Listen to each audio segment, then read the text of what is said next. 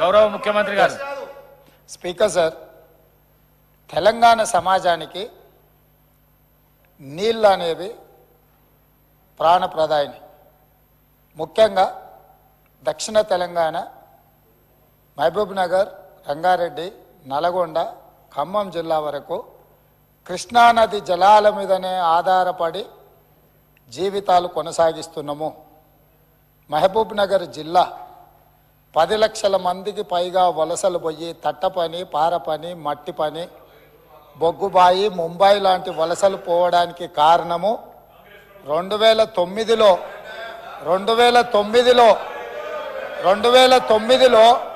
ఒక వ్యక్తి కరీంనగర్ జిల్లా ప్రజలు తరుముతే అక్కడి నుంచి పారిపోయి పాలమూరు జిల్లాకు వలస వస్తే అయ్యో పాపం వలస వచ్చిండని చెప్పి ఆదరించి ఎంపీగా గెలిపిస్తే పోయి అదే పత్తాటు పోయిండు.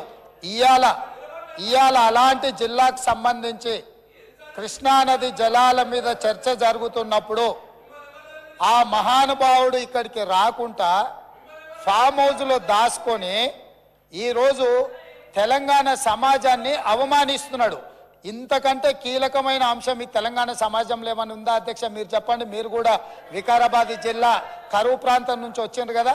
ఇంత కీలకమైన చర్చ జరుగుతున్నప్పుడు తెలంగాణ సమాజానికి వాస్తవాలు చెప్పాల్సిన, వినిపించాల్సిన అవసరం వచ్చినప్పుడు ఈ సభ మొత్తం మా సాగునీటి పారుదల శాఖ మంత్రి గారు ప్రాజెక్టులను కేంద్ర ప్రభుత్వానికి ఒప్పజెప్పేదే లేదు, కృష్ణానది జలాలలో పరివాహక ప్రాంతం ప్రకారం 68% వాటా నీళ్లు తెలంగాణకి ఇవ్వాలని ఒక ప్రత్యేక రెజల్యూషన్ మూవ్ చేసినప్పుడు హుందాగా ప్రధాన ప్రతిపక్ష నాయకుడు వచ్చి ఇక్కడ కూర్చొని ఈ తీర్మానానికి మద్దతు పలికి తెలంగాణ సమాజమంతా తెలంగాణ హక్కుల మీద, తెలంగాణ నీళ్ల మీద ఒకే మాట మీద నిలబడ్డమని ఆంధ్రప్రదేశ్ నుంచి కేంద్ర ప్రభుత్వం వరకు ఒక సందేశాన్ని పంపాల్సిన సందర్భంలో సభకు రాకుండా ఫామ్ హౌస్లో దాచుకొని ప్రజలని తప్పుదోవ పట్టించడానికి వారిని పంపించి వారు పచ్చి అబద్ధాలు మాట్లాడుతున్నారు.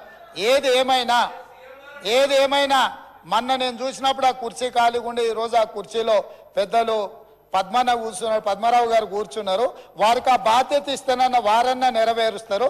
దయచేసి ప్రతిపక్ష నాయకుడిగా పద్మారావు గారు నిజమైన తెలంగాణ ఉద్యమకారుడు, తెలంగాణ కోసం కొట్లాడేటోడు. వారిలాంటి వాళ్ళని పెడితే తెలంగాణ సమాజానికి మేలవుతుంది.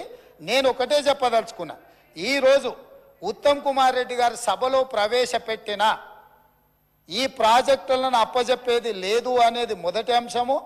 పరివాహక ప్రాంతం ప్రకారం 68% నీళ్లు అంటే 551 టీఎంసీల నీళ్లు తెలంగాణకు రావాలి అని వారు తీర్మానం ప్రవేశపెట్టినరు. దానికి అనుకూలమా వ్యతిరేకమా మొదట ఆ విషయంలో స్పష్టత ఇచ్చిన తర్వాత మిగతా ఏ విషయాలైనా మాట్లాడమనుండ్రి. అంతే తప్ప ఇవాళ వాళ్ళ మాటల వల్ల, వాళ్ళ చర్యల వల్ల శత్రువులకు బలం చేకూరుతుంది.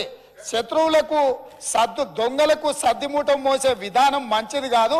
ఇప్పటికైనా దొంగ బుద్ధి మార్చుకొని తెలంగాణ బుద్ధి తెచ్చుకోవాలిగా అని చెప్పి నేను వారికి విజ్ఞప్తి చేస్తున్నా.